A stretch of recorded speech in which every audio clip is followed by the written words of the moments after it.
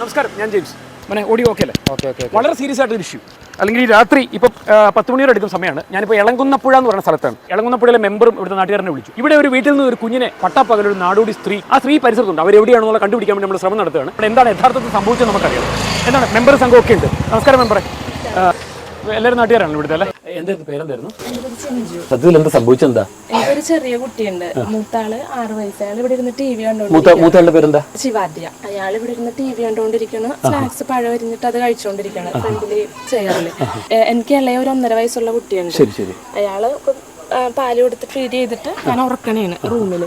അപ്പൊ കൊച്ച് എന്റെ അടുത്ത് പറഞ്ഞ, ഞാൻ വാതിലടച്ചിട്ടിട്ടാണ് സാധാരണ ഉറക്കാറ്, അല്ലെങ്കിൽ ഇയാള് ശല്യപ്പെടുത്തുമല്ലോ. അപ്പൊ കൊച്ചു പറഞ്ഞ്, അമ്മ വാലടക്കണ്ട, എനിക്ക് പേടിയാവണം എന്ന് പറഞ്ഞു. ഞാൻ പറഞ്ഞു ഓക്കെ, എന്നാല് ഫ്രണ്ടിലെ വാതിലും അതും അടച്ചിടാം. ഇവിടെ അമ്മയുണ്ട്, ഹസ്ബൻഡിന്റെ അമ്മയുണ്ട്. അമ്മ ഹോസ്പിറ്റലിലായതുകൊണ്ട് ഇപ്പൊ ഞങ്ങളുള്ളൂ. പിന്നെ ഒരു പ്രായമുള്ള ഒരു അമ്മ വേറെ ഉണ്ട്.